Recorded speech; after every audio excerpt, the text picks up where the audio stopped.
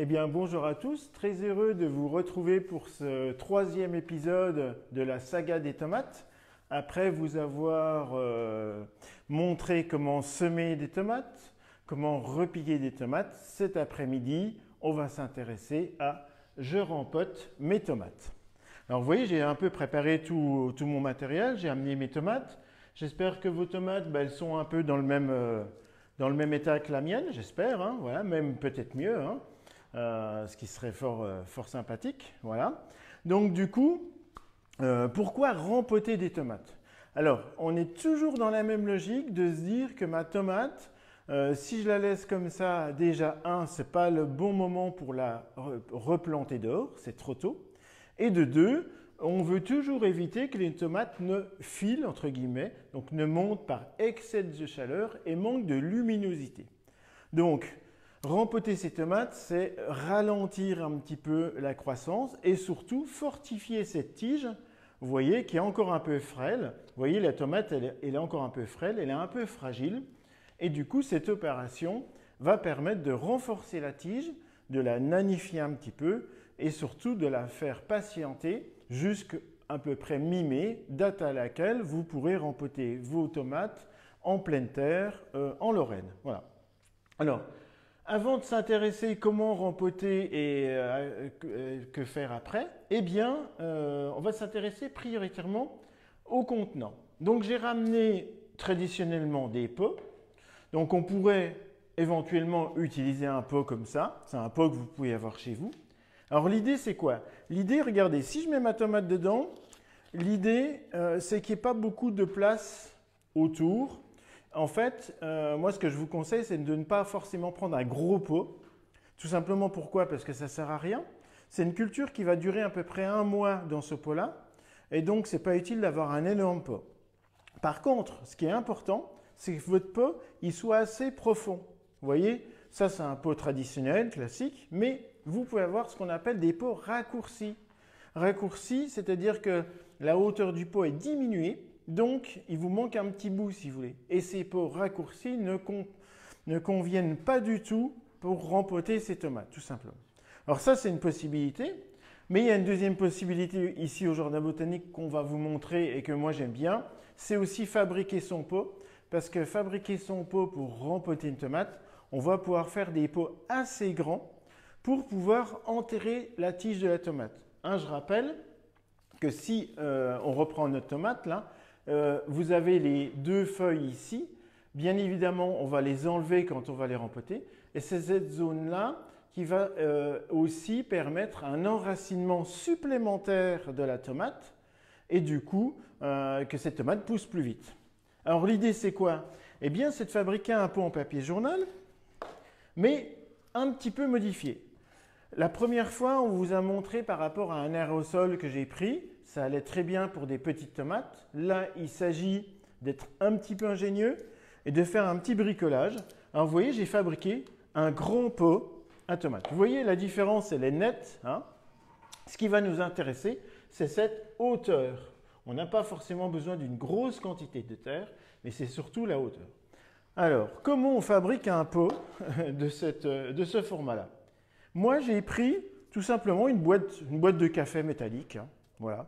Alors, ça peut être aussi une boîte de conserve.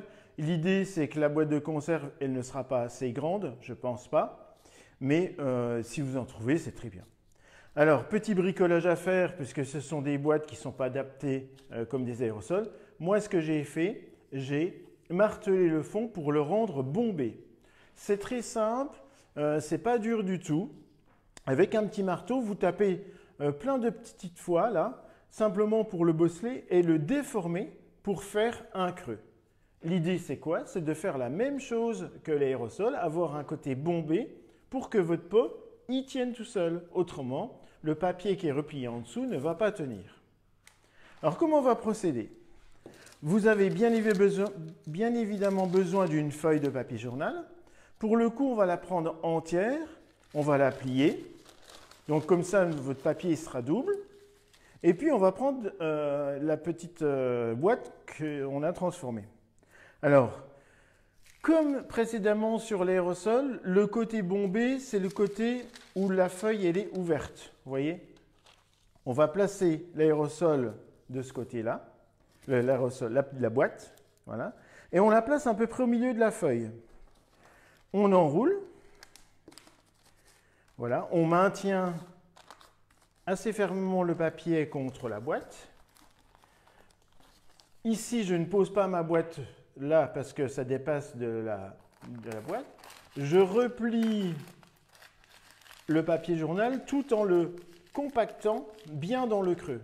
D'où l'importance du bombé, puisque c'est ça qui va faire que ça tient. Donc tout simplement, après on va retirer la forme. J'ai un pot qui tient quasiment tout seul, vous voyez. Mais moi je vous conseille quand même de l'agrafer ce pot plusieurs fois. Voilà, au moins 3 agrafes pour que ce pot ne se défasse pas. Alors vous voyez tout l'intérêt de ces grands pots en papier journaux, c'est que par rapport à ma tomate, vous voyez tout de suite que là, eh bien on va pouvoir la rempoter quasiment complètement en laissant les 3 ou 4 feuilles du haut de la tomate.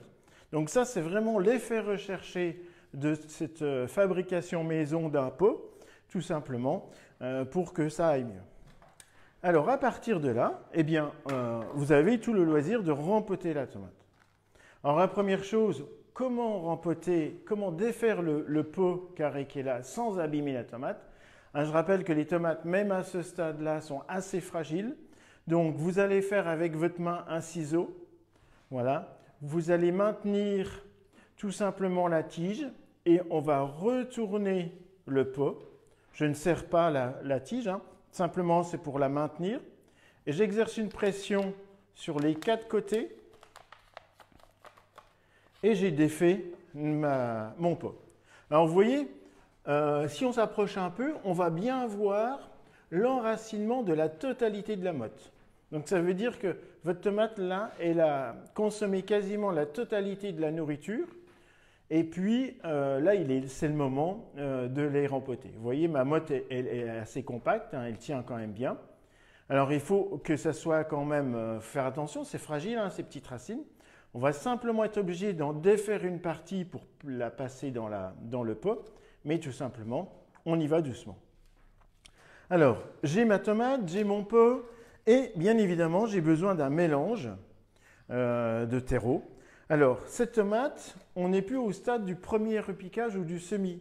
Cette tomate, elle a besoin de beaucoup de nourriture. Donc, qu'est-ce que j'ai fait comme mélange? J'ai fait un mélange 50% terreau classique, universel, et 50% compost. Alors, du compost de votre jardin, ça va très très bien. Vous pouvez le tamiser s'il y a des gros morceaux, des branches, des choses comme ça. Il faut que ça soit assez fin. Vous pouvez utiliser du compost de restitution des villes, des communes et des métropoles. Ça va très bien aussi. Et donc, vous faites un mélange. Alors, vous enlevez des fois, vous avez des petits morceaux de bois comme ça qui peuvent vous gêner. Voilà, il faut faire attention. Et donc, on va mélanger 50% de terreau et 50% de compost. Alors, il y a des petites feuilles, des petites branches, ça ne va pas forcément gêner votre tomate. Alors, si on reprend notre pot, bien évidemment, dans le fond du pot, en papier, on va mettre plusieurs poignées de mélange compost. Généralement, moi, j'en mets 2. Voilà, 2 poignées. On arrive à peu près ici, au niveau remplissage du pot. Et vous voyez que déjà, mon pot, il tient tout seul. C'est déjà une bonne chose, une bonne idée. Deuxième étape, on reprend la tomate en faisant le ciseau. Donc, je la retourne. Et là, tout doucement, on va défaire un petit peu la motte. Alors, vous voyez que j'y vais quand même de façon assez douce, assez tranquille, hein. Il ne s'agit pas de défaire, de casser toutes les racines. Il s'agit d'enlever l'excès de terre pour que je puisse passer cette tomate dans le trou. Voilà. Donc, on peut se mettre même sur une table, hein. Vous voyez, j'y vais tout doucement, gentiment. L'idée, c'est de...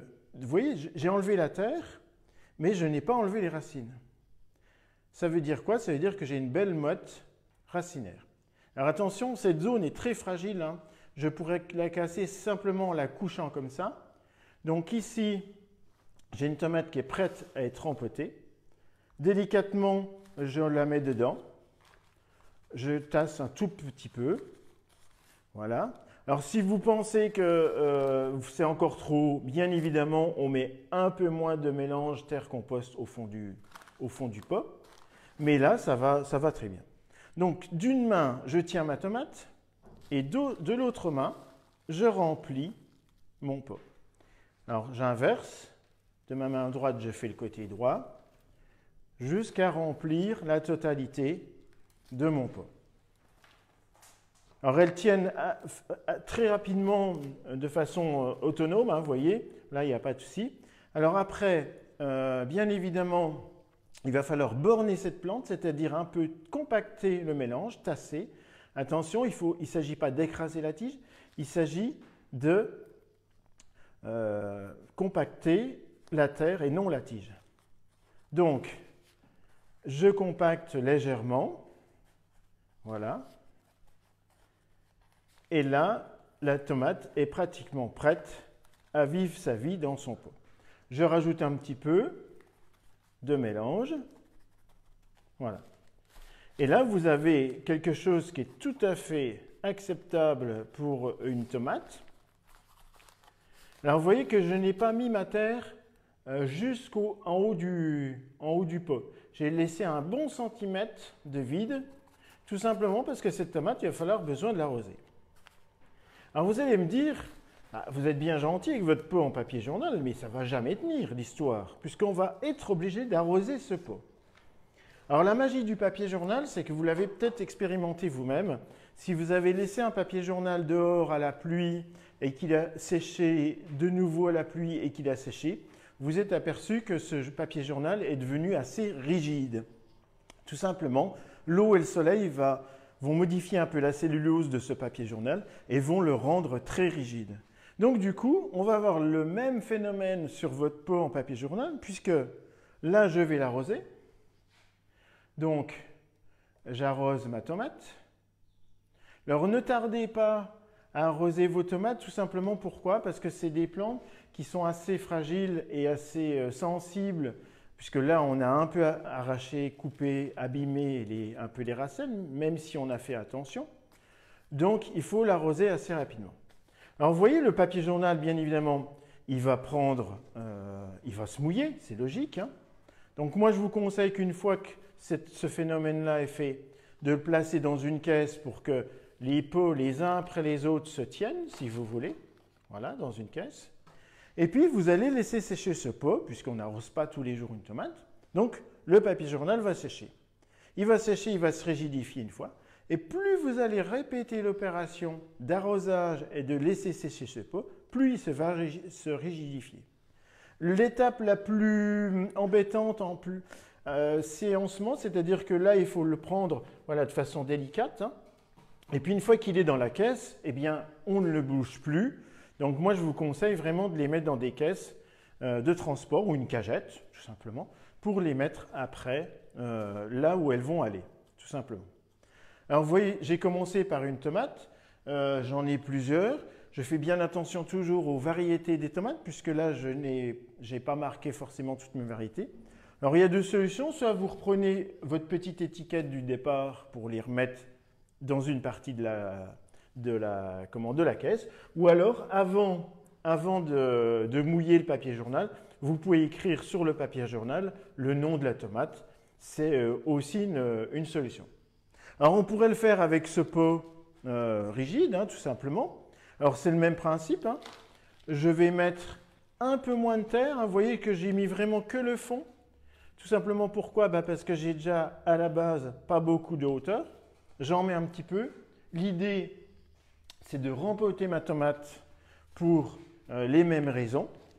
Donc, même opération. Je défais le pot.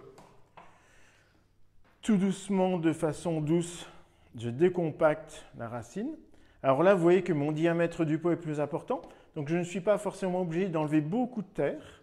Voilà. Simplement la terre du dessus qui n'a pas pris les racines. Je l'accompagne dans le pot. Voilà. Si je trouve qu'il y a des feuilles qui gênent, je les enlève, qui risquent d'être enterrées. Bon, ne vous inquiétez pas, si vous enterrez des feuilles, ce n'est pas un souci. Et là, je rempote ma tomate dans ce pot. Je borne de façon douce. Voilà. Je remets un petit peu de mélange. Et à partir de là, votre tomate est prête à vivre sa vie avant l'arrivée dans votre jardin. Donc je n'oublie pas également de l'arroser, cette tomate. Alors toujours conseil, mais que je vous répéterai, mais si vous avez déjà fait souvent des tomates, vous le savez qu'il faut éviter quand même d'arroser avec une pomme d'arrosoir les feuilles des tomates parce qu'elles sont sensibles à une maladie que bien évidemment on va parler après, qui est le mildiou. Donc on arrose autant faire se peut cette tomate à l'arrosoir sans la pomme directement sur la terre. Voilà, donc vous voyez qu'il tient quand même, ce pot, pourtant il est mouillé de partout, il tient quand même et il va devenir de plus en plus rigide. Alors vous voyez, vous avez deux méthodes pour avoir des pots à la maison. Soit fabriquer un pot du papier journal, et l'intérêt c'est que vous pouvez faire des grands pots, ça c'est très intéressant, et pas très gros en diamètre, donc vous voyez, on gagne de la place si vous voulez. Parce que si on imagine que vous avez une douzaine, une vingtaine de pieds de tomates à rempoter, bien évidemment ça prend de la place, et si c'est des pots comme ça prend d'autant plus de place, bien sûr. Donc voilà, ces tomates elles sont prêtes à continuer à pousser. On va les surveiller au niveau arrosage. Alors l'arrosage de ces tomates-là, eh bien, elles seront un peu plus conséquents, l'arrosage, tout simplement parce que les plantes sont plus grandes. Généralement, on va les arroser tous les 3 jours à peu près, puisqu'on a plus de masse de terreau et de compost. Il ne faut pas que ces pots se dessèchent complètement, pour ne pas casser le rythme de pousse de ces tomates. Une fois que ces opérations sont faites pour vos tomates, l'endroit où placer ces tomates en attendant que la météo devienne clémente pour les replanter dans votre jardin. Alors la date déjà jusqu'à laquelle vous allez garder ce pot comme ça, eh bien c'est à peu près ce qu'on appelle jusqu'à peu près au sein de glace. Qu'est-ce que c'est les seins de glace? Traditionnellement en jardinage, on dit que les seins de glace 11, 12 et 13 mai sont les dernières journées qui normalement ont encore des gelées éventuellement nocturnes ou un petit coup de froid la nuit. Donc vous voyez que c'est les dernières journées théoriquement où on ne peut pas encore planter. À partir de cette date-là, théoriquement, vous pouvez planter tous vos légumes dans le jardin en plein air sans protection. Donc vous voyez, on est mi-avril et il nous reste un mois. Donc où placer ces pots? Vous avez plusieurs solutions. Soit l'endroit où vous avez semé et repiqué vos tomates, soit un garage éclairé sans chauffage, ça va très bien. Une véranda sans chauffage, ça va très bien. Attention, petite précaution avec la véranda, si ça monte en température, les après-midi d'une belle journée, il va falloir aérer pour que la température ne se monte pas de façon trop importante. Et vous pouvez éventuellement aussi les mettre dehors, mais avec une protection, c'est-à-dire dans une petite serre ou un tunnel, voilà, jamais dehors. Si des fois, la semaine prochaine, il fait très très beau pendant toute la semaine, on se dit, oh, les tomates, elles seraient mieux dehors. C'est possible, avec la précaution absolue de les rentrer le soir. Alors le souci, c'est que ça va vous faire de la manipulation. Si on imagine que vous avez 30, 12 ou 24 tomates, ça fait du travail, et surtout de ne pas les oublier. Parce que si vous les oubliez, ça va être compliqué, elles risquent quand même d'y passer, et c'est vraiment dommage. À partir de là, on est pratiquement à la plantation, et là, une erreur technique, et là, crac, c'est la catastrophe. Donc moi, je vous conseille quand même de les laisser à l'intérieur d'une pièce avec peu de chauffage. C'est la sécurité absolue, comme ça on ne perd pas nos récoltes, tout simplement. Alors à partir de là, eh bien, nos tomates que nous avons repotées, eh bien, qu'est-ce qui va se passer à partir du 15 mai, à partir du moment où vous allez les remettre en pleine terre? Eh bien, on va le voir ensemble. Je vais vous donner plein de petits conseils, puisqu'après on ne se reverra plus forcément sur ce sujet-là. Eh bien, on va voir comment ça se passe. Alors, la première chose, je vous ai noté 8 étapes pour la plantation va falloir essayer de respecter pour que ça se passe bien. Alors, quand vous allez arriver à partir du 15 mai dans votre jardin, que fait-on? Eh bien, la première chose, l'endroit où vous avez décidé de placer vos tomates, contrairement à ce qu'on pourrait croire, on ne plante pas les tomates en premier. On plante les tuteurs. Alors, ça fait souvent rire vos voisins parce qu'ils vous voient planter les tuteurs, ils ne vous voient pas planter des plantes. Donc, c'est un peu drôle comme chose. Mais vous allez comprendre tout de suite pourquoi. Parce que imaginez que j'ai planté cette tomate dans votre jardin et que j'ai fait l'inverse. J'ai planté ma tomate et je mets mon tuteur. Regardez, je mets mon tuteur contre la tomate et je vais l'enfoncer. Qu'est-ce qui va se passer au niveau des racines à votre avis? Vous ne le voyez pas. Vous allez être obligé de traverser toutes les racines, donc d'arracher, de blesser la tomate au niveau des racines pour pouvoir placer ce tuteur. Et encore là, c'est un petit tuteur. Imaginez un gros tuteur pour une belle tomate. Donc la logique veut que pour éviter de blesser cette tomate au niveau racinaire, on plante déjà 6 tuteurs et après on fait le trou de plantation.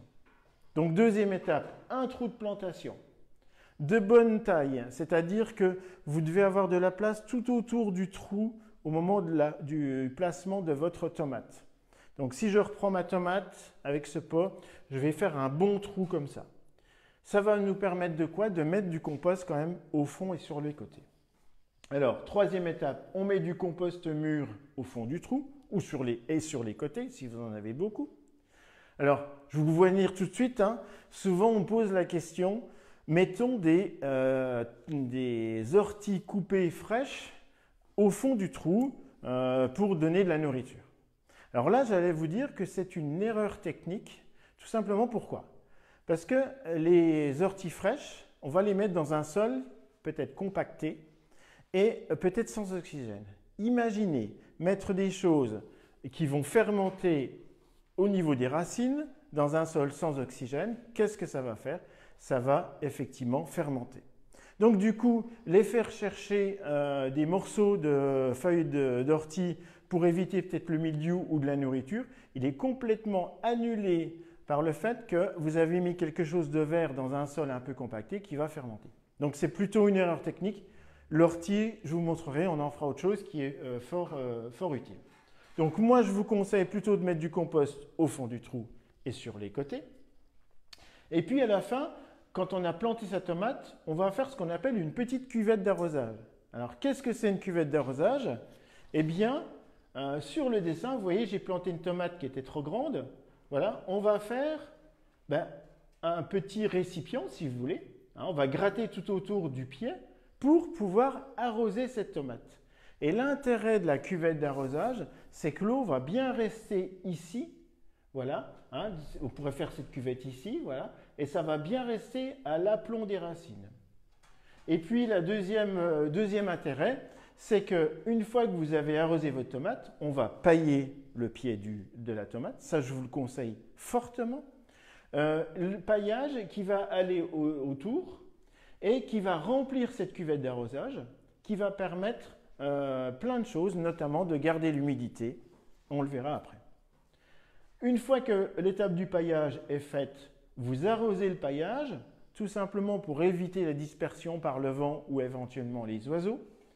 Et la dernière chose, même si cette tomate est petite comme celle-ci, elle sera un peu plus grande peut-être, eh bien on fait un premier attachage des pieds. Ça c'est important parce qu'on imagine que cette tomate qui est fragile un peu et vous allez mettre le tuteur ici, eh bien malgré tout, avec le vent, cette tomate peut tomber, voire casser. Donc on va faire un premier attachage. Une question. Oui. Les tomates ne se plantent pas droites? Alors les tomates ne se plantent pas droites. Là, sur le chemin que vous avez, c'est une idée quand votre tomate est trop grande. Souvent, on vous conseille de tout simplement de courber un peu la tige. Alors bien souvent, ça c'est des choses qu'on voit souvent sur les tutos de jardinage et des choses comme ça. Ça c'est quand la tige est trop grande et qu'on veut éviter de faire un trou trop profond. Qu'est-ce qu'on fait? On fait un trou un peu sur le côté et ça permet de courber la tige et de remettre la tomate pas trop profonde. Ça, c'est, j'allais dire, quand on a raté un peu l'étape d'éviter de repiquer, eh bien votre tomate a trop grandi, du coup elle est trop grande, qu'est-ce qu'on fait? Normalement, les tomates se plantent plutôt droites le long du tuteur. Hein, voilà. Alors, attacher les pieds avec quoi? Vous avez deux solutions. Soit vous achetez du lien vert ou des petites boucles vertes pour attacher les tomates qui sont en plastique, bien évidemment, c'est une solution. Mais moi, je vous conseille plutôt la solution suivante qui est le raffia. Alors, le raffia, il a deux avantages. C'est que la première chose, c'est qu'il est biodégradable. On est tous pareils. Quand notre jolie tomate au mois d'octobre a fini sa vie, on coupe tous les liens. Et Dieu sait s'il y en a. Si vous faites des tomates comme ça, on va mettre 5 ou 6 liens, voire 7, hein, si on les attache fortement. Donc tous ces petits bouts, bien souvent on n'y pense pas, ça tombe par terre et du coup ça va polluer le sol. C'est du plastique avec de la ferraille, c'est compliqué à être dégradé. Donc du coup moi je vous déconseille plutôt ça. Utilisez du raffia. Le raffia, vous allez faire la même opération, mais à l'automne, on ne s'embête pas. Tous les petits morceaux de raffia, on n'est pas obligé de les ramasser.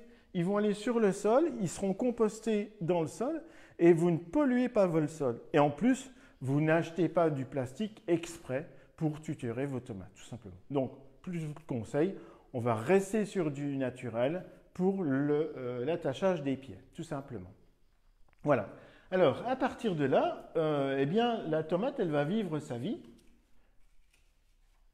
Mais je rappelle ici que cette tomate, c'est une plante gourmande. Si vous voulez des belles tomates, des grosses tomates et des tomates savoureuses, eh bien, il va falloir un peu régulièrement, sans excès, donner des soins à cette tomate. Alors, je rappelle ici rapidement que toutes les plantes ont besoin de 3 éléments fertilisants qui sont souvent montrés, siglés par 3 lettres, N, P et K. Le N représente l'azote. L'azote, j'allais dire, c'est le moteur des feuilles. C'est-à-dire que c'est l'élément qui va fabriquer de belles feuilles de tomates. Si vous voulez par exemple des beaux poireaux, des belles salades bien costauds, eh bien il va falloir quelque chose plutôt d'azoté. Alors là c'est simple, l'azote, on l'a surtout par exemple sur une macération d'ortie. Je vais vous donner la recette tout de suite après pour faire les macérations. Donc ça va surtout vous donner beaucoup d'azote.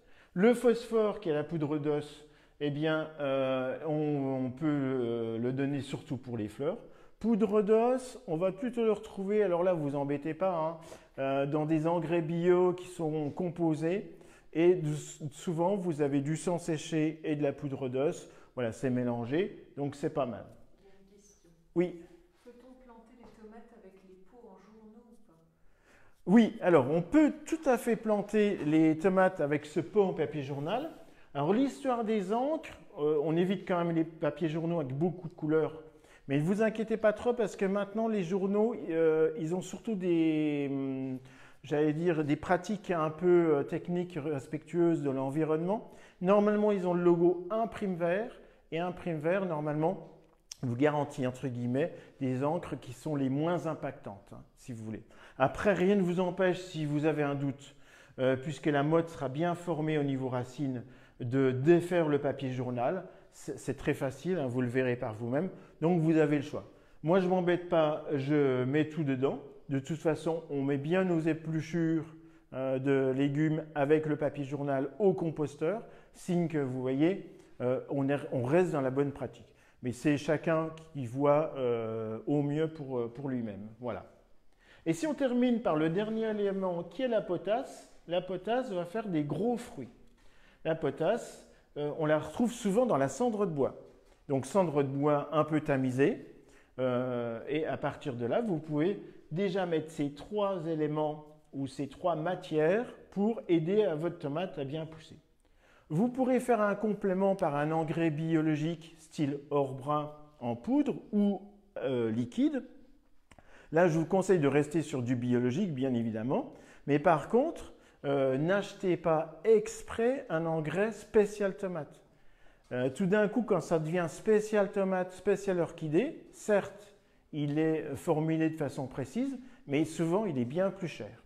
Donc, un engrais légumes du jardin, fleurs et fruits pour le potager, ça va très bien pour donner de la nourriture. Alors ça, il va falloir quand même en donner un petit peu de temps en temps. Alors, des fois, ça se passe un peu moins bien. Eh oui, ça ne se passe pas toujours de façon sympa dans la nature. Dans la tomate, il y a une maladie qu'on redoute souvent, qui est le mildiou. En Lorraine, on a encore souvent du mildiou quand on a des années un peu humides, en début ou en fin de saison. Alors le mildiou, c'est quoi? C'est une maladie cryptogamique, maladie de champignons, qui va attaquer prioritairement, vous voyez ici, les tiges.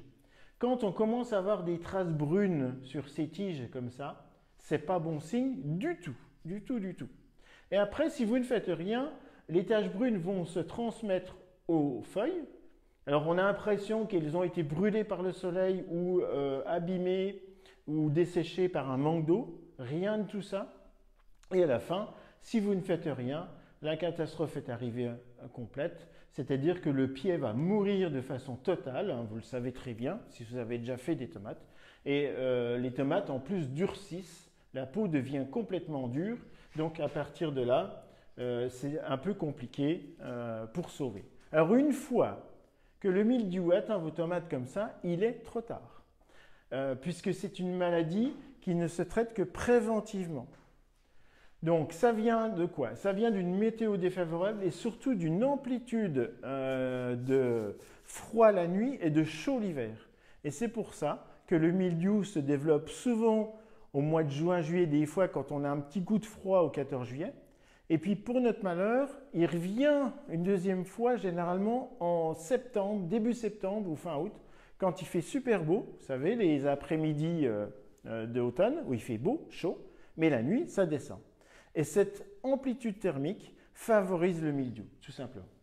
Et le malheur du malheur, c'est que les résidus de maladie restent dans le sol, c'est-à-dire que si vous ne ramassez pas de façon précise vos feuilles, vos tiges et vos tomates atteintes du mildiou, le mildiou va s'installer dans votre sol et là, à partir de là, eh bien, vous l'aurez pour les années futures. D'où l'importance de la rotation des cultures. La rotation des cultures permet de perturber le cycle des ravageurs et des champignons. Donc moi, je vous conseille effectivement de ne pas planter tous les ans vos tomates à partir de cet endroit-là. On va mettre d'autres cultures et quelques années après, vous pourrez remettre des tomates, tout simplement. Alors, pour vous aider à lutter contre ces choses-là, la première chose, hein, quand on parle du mildiou, on verra les macérations juste après. Mais moi, malheureusement, j'allais dire, je vous conseille quand même un petit traitement. Alors, je sais qu'on est en jardinage naturel, on essaie d'éviter au maximum tous les autres produits chimiques, mais la bouillie bordelaise me semble quand même un peu recommandée dans nos régions encore un peu humides, surtout en fin d'année. Alors moi, ce que je vous propose, c'est un peu ma recette à moi, c'est-à-dire qu'on va faire le minimum, mais à des moments très précis. On va traiter les tomates 3 fois à des périodes bien précises. Moi, je laisse 15 jours ma tomate se remettre un peu de sa plantation et je fais un premier traitement vers fin mai. Fin mai, premier traitement. Je laisse 15 jours que le produit commence à bien être mis en œuvre dans la plante. Je fais un deuxième traitement au 15 juin et le dernier au 30 juin. La bouillie bordelaise, elle va s'appliquer de façon liquide. Vous mettez la poudre dans l'eau. Respectez bien les doses dans le poids. Généralement, c'est 5 ou 10 grammes par litre d'eau. Moi, j'en mets toujours un petit peu moins. Hein. Ça marche très bien et on évite de mettre un peu moins de produits. Et l'idée, c'est quoi? C'est de vacciner votre plante avec 3 traitements. Parce que le traitement, il est systémique. Ça veut dire quoi? Ça veut dire que ce traitement que vous allez mettre sur votre tomate, il va circuler dans toute la plante grâce à la sève. Et en fait, c'est comme un vaccin. Le même principe, on en parle assez des vaccins en ce moment, hein. Donc du coup, la bouillie bordelaise, c'est le même principe, c'est qu'une fois qu'on aura fait les 2 ou 3 traitements, la sève qui sera inoculée avec un petit peu de produit protégera toute la tomate contre le mildiou. Éventuellement, selon l'été, s'il était caniculaire ou pas, au mois de septembre, généralement, moi je fais 1 ou 2 traitements, un des fois ça suffit, tout simplement pour que toutes les tomates qui sont encore présentes sur vos pieds puissent arriver à maturité. Bien souvent, on laisse un peu tomber les soins du mois de septembre sur les tomates et c'est dommage. Parce que la tomate, elle va vivre, s'il ne gèle pas, jusqu'au mois d'octobre sans souci. Et vous allez pouvoir manger encore des tomates jusqu'au mois d'octobre de votre jardin. Donc, j'allais dire, le moment où c'est le plus important à ne pas lâcher l'affaire, c'est presque là, si on a fait ces choses-là, tout simplement. Alors après, il y a des compléments que vous pouvez faire. Il y a des jardiniers qui sont très ingénieux. L'idée, c'est de protéger les tomates contre la pluie. Alors, des choses peut-être très simples. Sur la première photo, on voit simplement 3 arceaux avec une bâche de plastique, tout simplement. C'est vraiment... Mais ça, c'est très efficace aussi contre le mildiou. Ça évite que la pluie ne reste sur les feuilles. Vous voyez qu'il est très grand par rapport au pied de tomate. Donc l'idée, c'est que le vent traverse et dessèche tout l'endroit où sont les tomates. Ça, c'est très important. Bon, très simple à mettre en œuvre, qu'on peut garder tous les ans. On le démonte, on le range et on le ressort l'année prochaine. Ça permet aussi de ne pas le mettre au même endroit. C'est mobile, hein. Après, il y a des jardiniers qui s'en sont donnés à cœur joie. Hein. Vous voyez, des structures plus importantes. Voilà. Même principe, avec un côté, là au fond, on imagine que c'est le côté pluie. Donc, bien protéger les tomates côté pluie le plus important. Et puis, sur la dernière photo, alors là, c'est la méga structure. Hein, vous voyez, c'est fait avec des poutres, des tôles ondulées transparentes. Le seul souci que là je vois, c'est que vous êtes obligé forcément de mettre vos tomates toujours au même endroit. Alors même si vous n'avez pas de mildiou, vous allez épuiser votre sol de façon importante par rapport aux 3 éléments fertilisants. Donc du coup, c'est possible, mais il va falloir prendre soin énormément de son sol. Une question. Oui. À partir de quand peut-on planter les tomates sous serre ici? Alors, planter les tomates sous serre ici, on peut un peu avancer. Puisque vous êtes quand même dans une protection quand même. Hein. Et là, j'allais dire que par rapport à la date, j'allais dire générale du 15 mai, on va pouvoir les mettre peut-être vers le 8-9 mai. Voilà, on gagne à peu près 8 jours, 8-10 jours. Dès qu'on a dépassé début mai, il n'y a pas de souci, on peut les mettre tout simplement avec une serre qui n'est pas, bien évidemment, pas chauffée. Il n'y a pas de souci. Hein. Voilà. Alors, pour vous aider à continuer à prendre soin de votre tomate, moi, je vais vous donner la recette, effectivement, des macérations, et notamment de la macération d'ortie. Alors, la macération d'ortie, comme toutes les macérations, la recette, elle est super simple. Il vous faut des plantes, tiges, feuilles, sans racines, sans graines, quelle que soit la plante. Hein, ça, c'est déjà important. Et puis, vous allez prendre 1 kg de tiges et de feuilles pour 10 litres d'eau, de pluie, de préférence. Si vous n'avez pas d'eau de pluie, moi ce que je vous conseille, c'est de mettre 10 litres dans un gros seau et de la laisser à l'air et au soleil pour que le chlore soit détruit par la lumière et que vous ayez moins de choses dans l'eau. Donc on prend nos chères orties dans la nature, équipées de gants bien évidemment, hein, puisque ça pique un petit peu. On les met dans le seau et là, vous allez les hacher le plus possible. Pour faire démarrer la fermentation, c'est quand même mieux. Alors au sécateur, hein, ça va très bien. Vous prenez des grosses brassées, vous coupez tiges et feuilles dans le seau et vous rajoutez 10 litres d'eau. À ce moment-là, la fermentation va se mettre en route. Alors je rappelle ici quelque chose qui est toujours un peu mon cheval de bataille, c'est qu'on parle de purin d'ortie. Et je suis désolé quand on parle de purin, c'est quelque chose qui me choque parce que le purin, ça veut dire que ça sent mauvais. Une macération végétale, quelle que soit la plante, ne doit jamais sentir mauvais. Si votre macération d'ortie sent mauvais, c'est que vous avez dépassé la date de macération et que les éléments verts sont en train de moisir et de pourrir. Et ça sent mauvais. Je suis d'accord avec vous. Alors, l'idée des macérations, c'est un peu comme le thé. Auriez-vous l'idée de boire un thé où vous l'avez laissé infuser trop longtemps? Un thé infusé trop longtemps, il est imbuvable, il devient très fort en théine. Voilà, on ne peut pas. Et bien en fait, c'est le même principe.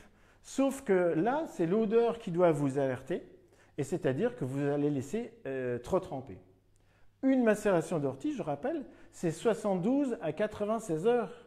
Voilà, c'est quelques jours.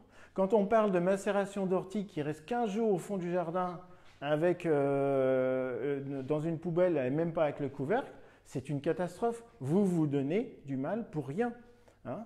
Donc du coup, il faut quand même être précis dans la date. Alors, il y a un petit indice qui doit vous aider avant que ça sente mauvais. Quand vous mettez vos plantes et votre eau, il se passe une réaction chimique qui est la fermentation. Peut-être une mousse un peu blanche comme ça, avec des petites bulles. Au bout de 3-4 jours, surveillez votre macération et vous verrez que cette mousse blanche et les petites bulles auront quasiment disparu. C'est le signe que la macération est terminée et qu'elle est prête à l'emploi, tout simplement. Donc à partir de là, qu'est-ce qu'on fait? On retire, on verse ça dans un tamis. Le mieux, c'est un tamis de maçon. Hein.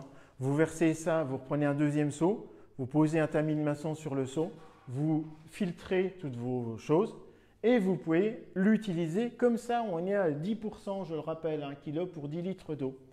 Donc l'idée, c'est effectivement, vous pouvez pour le coup le passer dans un petit pulvérisateur ou même un arrosoir avec une pomme assez fine. Pour le coup, là, arrosez vos feuilles de tomates. Vous pouvez arroser vos feuilles de tomates et laisser le reste au pied, puisque là, on est sur une macération végétale.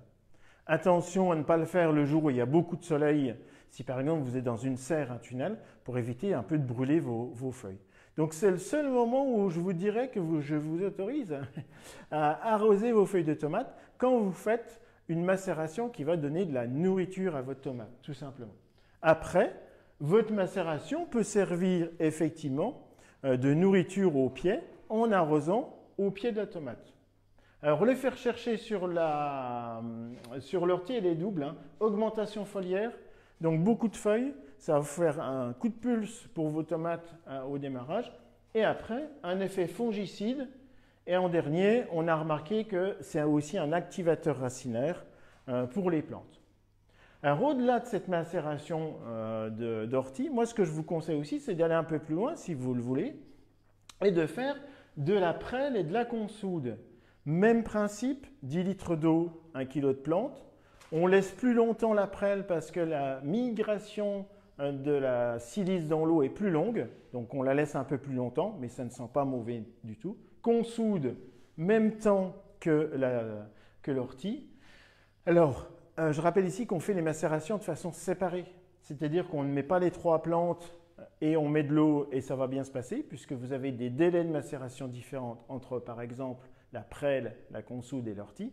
Donc, on les prépare séparément. Mais par contre, vous pouvez les mélanger. C'est-à-dire que vous pouvez prendre vos 10 litres chacun des plantes et les mélanger dans un arrosoir. Et là, vous avez une nourriture complète pour votre tomate, tout simplement. Encore 2 questions. Oui. La première, c'est on en met combien de fois de l'ortie? Alors, en tout, alors généralement, l'ortie, moi j'allais dire que c'est le starter du démarrage. J'en mets surtout au début de la culture jusque, j'allais dire, fin juin, début juillet.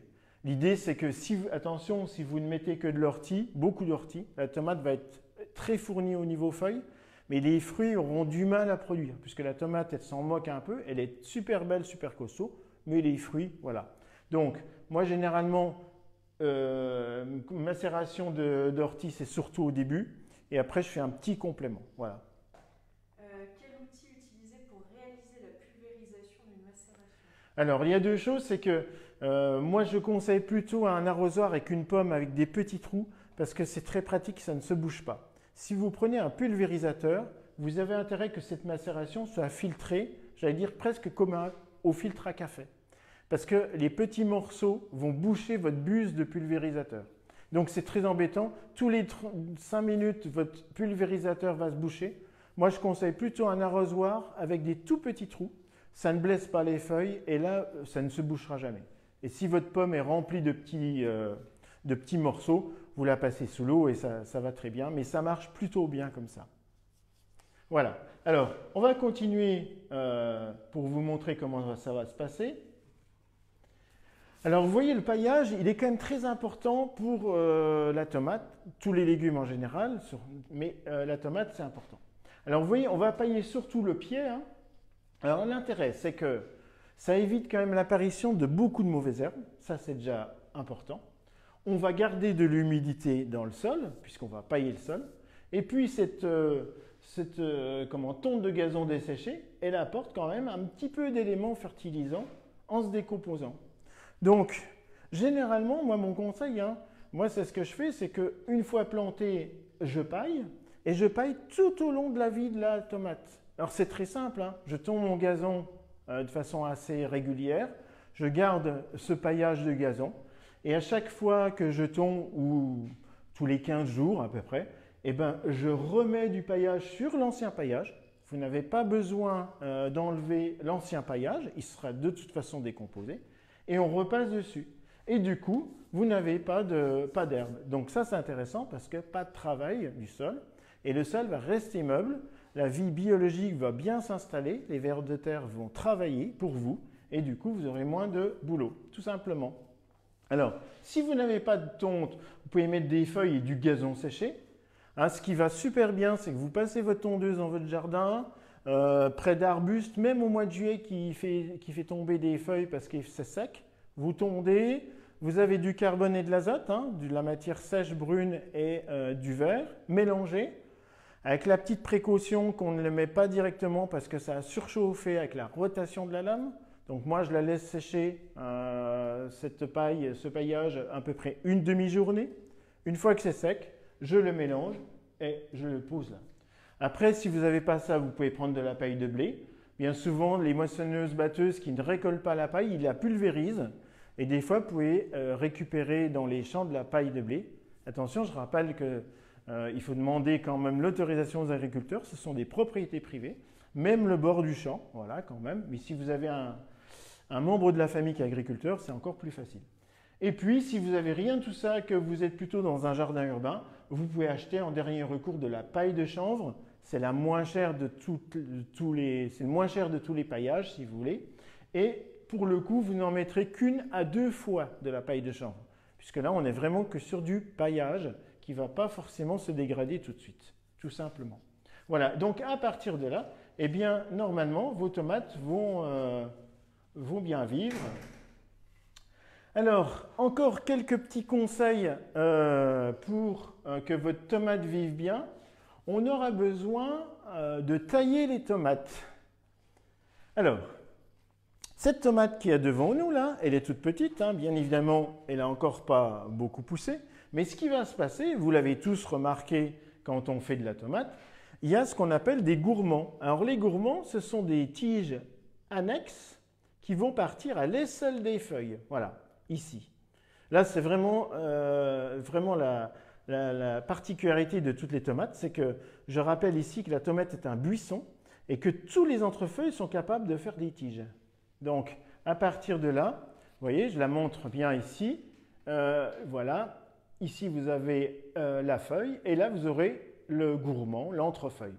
Alors, si on reprend ça sur l'écran, eh bien, vous voyez, ça se pousse ici, le gourmand. Et donc, vous allez pouvoir le tailler. Alors, quand les gourmands sont petits, vous les cassez à la main, ça casse facilement, en faisant bien attention à la tige principale.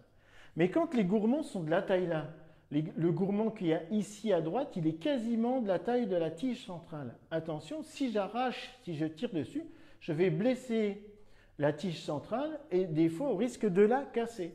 Donc, moi, je vous conseille de prendre le sécateur, vous coupez le gourmand et en même temps, faites une opération qui est très importante, c'est enlever les premières feuilles de la base qui restent de la plante qui touchent le sol.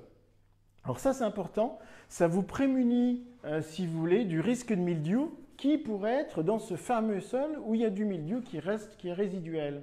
De toute façon, ces feuilles n'ont plus d'intérêt pour la plante, bien souvent elles jaunissent, elles sont même abîmées. Donc, dès que vous voyez que la plante a bien démarré, à partir de là, eh bien, vous les enlevez, tout simplement. Donc, cette opération de gourmand, vous allez être obligé de la refaire tout le temps sur les tomates, sauf sur quelques variétés précises. Attention, toutes les tomates cerises, tomates poires, les tomates miniatures, ce sont des buissons. Ne vous amusez pas à enlever ces gourmands, parce que vous n'auriez pas beaucoup de tomates cerises.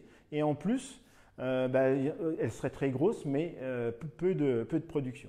A l'inverse, si vous oubliez d'enlever tous les gourmands des tomates à gros fruits, eh bien vous aurez déjà une cueillette qui va être assez compliquée parce que ça va mûrir de façon assez hétéroclite.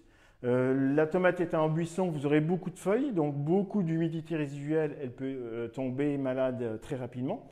Donc les tomates à gros fruits, on les conduit sur tige en enlevant tous les gourmands, tout simplement. Et à partir de là, ça doit bien se passer. Donc vous voyez, petite précaution sur les tomates cerises ou poires, eh bien c'est des choses qu'il faut ne pas tailler tout simplement. Voilà. Alors je crois qu'on a fait le tour de notre cours, de notre présentation sur les tomates. J'espère que tous ces conseils vont pouvoir vous donner des idées et surtout pour les suivre pour avoir une belle culture des tomates. Sachez que de toute façon, cette présentation, vous pouvez la retrouver pendant 30 jours sur notre page Facebook du Jardin Botanique. Et puis si vous avez des questions, même après cette présentation, parce que vous n'y avez pas pensé à ce moment-là, n'hésitez pas à nous les faire parvenir. On essaiera d'y répondre au mieux pour tout le monde. Voilà. Mais écoutez, maintenant il n'y a plus qu'à, hein, comme on dit. Hein. Donc à vos pots, à vos rempotages. Il ne fait pas trop beau cet après-midi, profitez-en. Et puis moi je vous dis à bientôt pour de nouvelles aventures, de nouvelles présentations. Et je vous souhaite une belle après-midi dans votre jardin.